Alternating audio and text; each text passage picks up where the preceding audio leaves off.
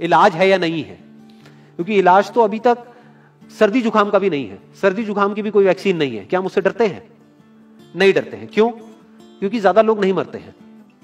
तो सबसे पहले डेथ रेट कैलकुलेट करते हैं कि एग्जैक्टली कितना है। कितने टेस्ट हुए? 40 लाख टेस्ट हुए, उसमें से 2 लाख लोगों को हुआ, तो नियर अबाउट एवरेज कितनी आई? 5% की। अगर यही हमने 4 करोड़ टेस्ट करे होते तो कितने डिटेक्ट हो गए होते? अब तक 20 लाख हो जाते। 40 करोड़ करे होते तो कितने हो जाते? 2 करोड़ हो जाते। टोटल अगर कर लिए होते हमने टेस्ट 130 करोड़ का, तो कितना नंबर निकल करके आ जाता? Near about 5 crore. इसका मतलब 5 करोड़ लोगों को या तो आज की डेट में है या हो चुका है। और एक और मजे की बात यह है कि कोरोना में ऐसा नहीं है कि जिसको भी होता है उन सबके सिम्टम्स आते हैं। 80% से ज्यादा जो केसेस होते हैं वो असिम्टोमेटिक होते हैं, उनमें कोई सिम्टम्स नहीं आते हैं। यानी अगर मुझे हो गया है और मैं ठीक भी हो गया हूं तो मुझे पता तक नहीं है। वो तब मुझे पता लगेगा अगर मैं अपने टेस्ट कराऊंगा, जिसको एंटीबॉडी टेस्ट बोलते हैं, और मेरी बॉडी में एंटीबॉडीज मिलेगी, तब मैं कह सकता हूं कि हाँ मेरे को था और वो ठीक हो गया है। तो अभी अगर हम बेसिक सी कैलकुलेशन करें तो 5 करोड़ निकल करके आ रहा है नंबर। उसमें से डेथ कितनी हुई है? 5800।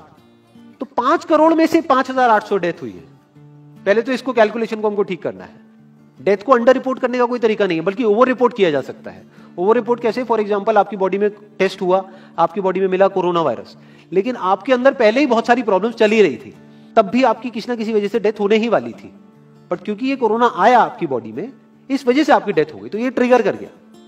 तो ये जो 5800 का नंबर है, ये इससे कम तो हो सकता है, इससे ज्यादा होने के चांसेस बहुत कम है। बट एक बार को हम मान लेते हैं कि इतना ही है नंबर, ना कम है ना ज्यादा है, तो कितनी परसेंटेज निकल करके आई? 5 करोड़ में से अगर 5800 डेथ्स हुई हैं तो क्या परसेंटेज निकल करके आई? Near about 0.01%। ये उससे बहुत कम है जितनी डेथ्स हमारे यहां पे होती हैं रोड एक्सीडेंट की वजह से। हर साल की अगर हम एक कैलकुलेशन देखें तो 1.5 लाख से ज्यादा डेथ हो जाती है इंडिया में रोड एक्सीडेंट्स की वजह से। हर 4 मिनट में एक डेथ होती है रोड एक्सीडेंट की वजह से।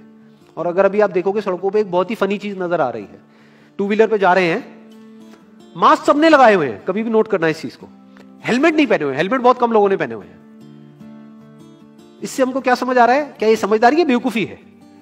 क्योंकि हेलमेट ना लगाने की वजह से उनके मरने के चांसेस उससे बहुत ज्यादा है, कई गुना ज्यादा है जितना कि कोरोना से मरने के उनके चांसेस है। तो ये डर है जो चारों तरफ फैल रहा है, और मीडिया डर को और बढ़ाता चला जा रहा है। और क्योंकि सही इंफॉर्मेशन किसी के भी पास में नहीं है, या सही कैलकुलेशन किसी के पास में नहीं है, ये जो अभी हम कर रहे हैं इसको मैथमेटिकल मॉडलिंग बोलते हैं। यानी एक डेटा को देख करके एक मॉडलिंग करी जाए और फिर समझा जाए कि एक्चुअल में जो सही डेटा है वो क्या है।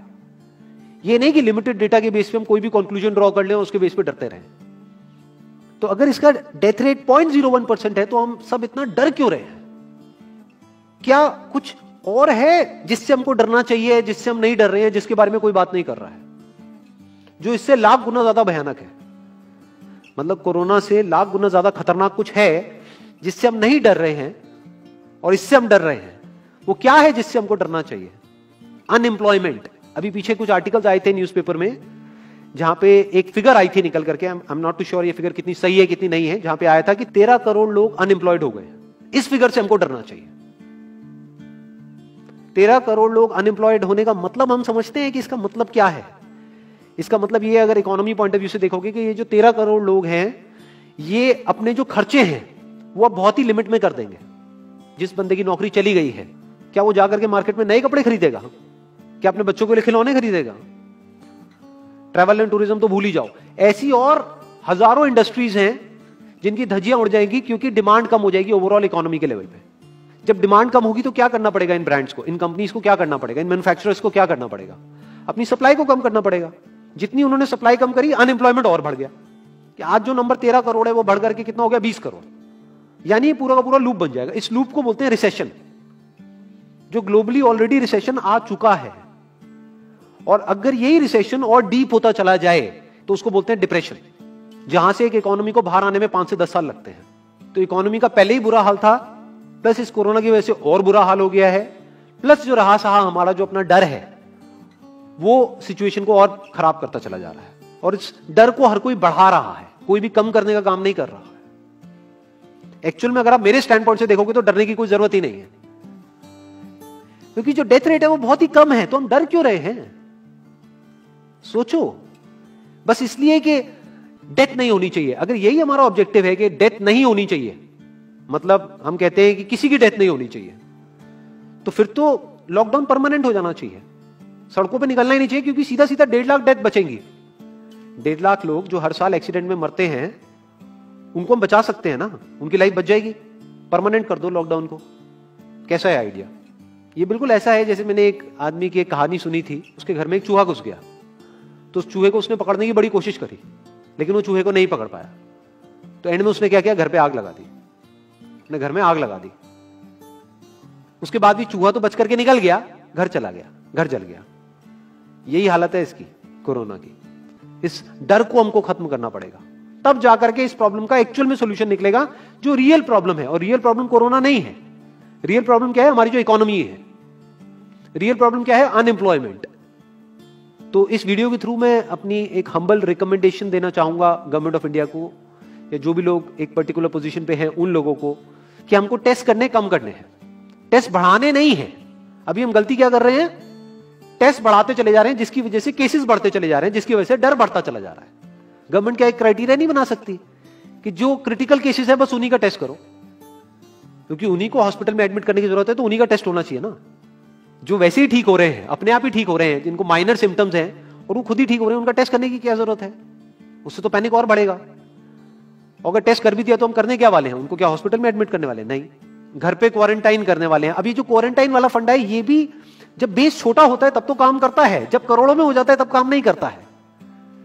मैं अगर एग्जांपल से समझाने की कोशिश करूं, जो मेरी थॉट प्रोसेस है उसको इमेजिन करो। एक ऐसी सिचुएशन है कि हम एक घर में है और चारों तरफ से बाढ़ आई हुई है, और ये जो घर है हमारा वो ऐसा है, इसको इमेजिन करो, जहां पे हजारों दरवाजे हैं। तो हम क्या करें, इसमें से एक दरवाजे को पकड़ लें और उसी को पक्का करते चले जाएं। ये है क्वारंटीन, और बाकी के हजारों खुले पड़े हैं। एक को हम पक्का करते चले जा रहे हैं, क्योंकि यहां से पानी अंदर नहीं आना चाहिए। इंडिया की पॉपुलेशन क्या है? 130 करोड़। टेस्ट कितने हुए हैं अभी तक? 40 लाख। दिल्ली के कितने हो रहे हैं? 1 लाख। महीने के कितने हुए? 30 लाख। साल के कितने हुए? 3 करोड़ 60 लाख। तो यानी कि अगर हमको सबका टेस्ट करना है तो कितने साल लगेंगे? 36 साल। तो जब हमको दिख रहा है साफ साफ कि हम सबका टेस्ट कर ही नहीं सकते, तो हम टेस्ट क्यों बढ़ाते चले जा रहे हैं? या तो सबका टेस्ट करो और सब में से सबको देख करके सबको क्वारंटाइन कर दो। ये बिल्कुल ऐसा हुआ कि वो जो घर है जिसकी मैंने अभी बात करी, या तो उसको हर तरफ से सिक्योर करो कि अगर उसके 1000 दरवाजे हैं तो एक को बंद मत करो, सारे बंद कर दो। तब आप कह सकते हो कि यहां पानी अंदर नहीं आएगा, कि हमने 130 करोड़ लोगों का टेस्ट कर लिया है, उसमें से केसेस निकल गए हैं 6 करोड़, और 6 करोड़ को हमने क्वारंटीन कर दिया है। अब ये आगे नहीं फैलेगा, अब 6 करोड़ से 10 करोड़ पे नहीं जाएगा। बट हमने टेस्ट ही करे 40 लाख, जिसमें से केसेस आए 2 लाख। अगर इन 2 लाख को हमने क्वारंटीन कर भी दिया तो बाकी करोड़ों लोग तो बाहर घूम रहे हैं ना, तो उससे होगा क्या? तो अब हमको समझ जाना चाहिए कि इसको रोकने का कोई तरीका नहीं है। तो अब इसका प्रैक्टिकल सॉल्यूशन क्या है? गवर्नमेंट की तरफ से हमको सिर्फ ये इंफॉर्मेशन चाहिए कि भैया अभी कितने बेड्स ऑक्यूपाइड हैं आपके स्टेट में, और अभी कितने और आपने अरेंजमेंट कर रखा है, और कितने और कर सकते हो। अब वो बेड चाहे किसी हॉस्पिटल में हो चाहे किसी होटल में हो। और प्लस ये इंफॉर्मेशन क्यों नहीं जा रही लोगों के पास में कि इतना डरने की जरूरत नहीं है जितना आप डर रहे हो। हाँ ठीक है, प्रिकॉशंस लो, सेफ्टी मेजर्स लो, सोशल डिस्टेंसिंग को मेंटेन करो, लेकिन इतना डरने की जरूरत नहीं है जितना आप लोग डर गए हो, क्योंकि डेथ रेट कम है। ये इंफॉर्मेशन जानी चाहिए अब लोगों के पास में, वक्त आ चुका है। अगर ये नहीं गई तो प्रॉब्लम सॉल्व नहीं होने वाली इकोनॉमी के लेवल पे। कॉन्फिडेंस खत्म हो चुका है, रियलिटी को हमको पहले समझना होगा। अभी प्रॉब्लम क्या हो रही है? हम कह रहे हैं कि हाँ कंस्ट्रक्शन एक्टिविटीज अलाउड है। गवर्नमेंट को क्या लग रहा है? अलाउड बोल करके सारी प्रॉब्लम सॉल्व हो जाएगी। अलाउड तो हो गई, बट मेरे जो फ्रेंड्स हैं जो कंस्ट्रक्शन इंडस्ट्री में हैं, वो बता रहे हैं कि लेबर ही नहीं है, लेबर सारी अपने गांव चली गई है। तो अब कौन कंस्ट्रक्शन करेगा वहां पे? अब ये लेबर चली तो गई है, इसको वापस कैसे बुलाओगे? मीडिया में अगर रोज ये दिखेगा कि केसेस बढ़ रहे हैं, केसेस बढ़ रहे हैं, केसेस बढ़ रहे हैं, वापस आएंगे वो लोग? 1 से लाख नहीं आएंगे। तो उनको मीडिया में क्या दिखना चाहिए, न्यूज में क्या दिखना चाहिए? कि अब ये प्रॉब्लम सॉल्व हो रही है।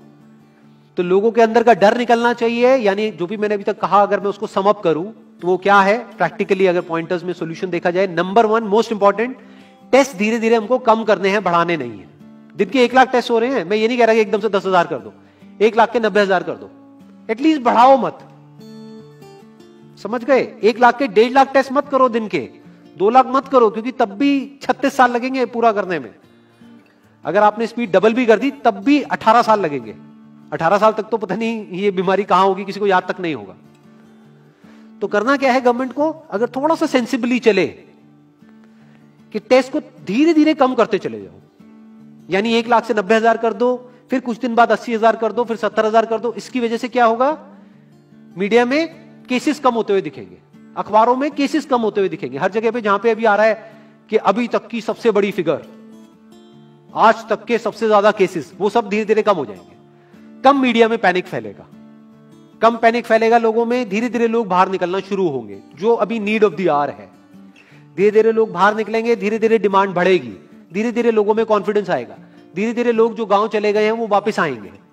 एक्चुअल में काम शुरू होगा, ऑन पेपर नहीं कि काम शुरू हो गया है, एक्चुअल में लोगों का काम शुरू होगा, लोगों का काम शुरू होगा, इकोनॉमी शुरू होगी। बिल्कुल ऐसा है जैसे 2 महीने के लिए आप किसी गाड़ी को बंद करके कहीं पे रख दोगे राज में, तो क्या होगा, बैटरी डाउन हो जाएगी, उस वक्त क्या करना पड़ेगा, उसको धक्का मारना पड़ेगा। तो अभी उस धक्के की जरूरत है, जंप स्टार्ट की जरूरत है। अब जो टाइम है वो डरने का नहीं है, इस डर को खत्म करने का है, क्योंकि कोरोना ने जितने लोगों को नहीं मारा, ये डर मारने वाला है असलियत में। तो अब इस डर को खत्म करने का टाइम आ गया है। अब हम सबको मिलकर के दिमाग ये लगाना है, ये नहीं कि डर को कैसे बढ़ाएं, बल्कि दिमाग ये लगाना है कि डर को कैसे कम करें या खत्म करें, और लोगों के कॉन्फिडेंस को कैसे वापस से लेकर के आए।